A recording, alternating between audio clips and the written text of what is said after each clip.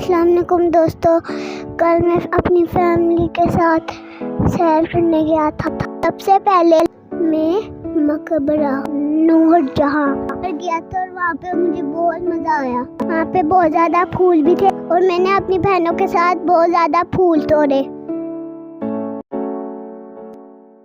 उसके बाद मैं मकबरा जहांगीर गया, वहाँ पे भी मुझे बहुत ज़्यादा मज़ा आया।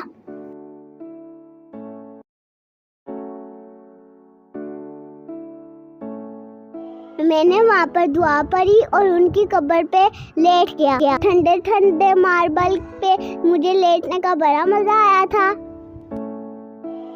उसके बाद हम बारादरी पे गए। उसके बाद हम येलो पार्क गए। वहाँ पे एक बहुत बड़ी झील थी जिसके अंदर हमने बोट भी चलाई। उसके बाद हमने लंच किया और घर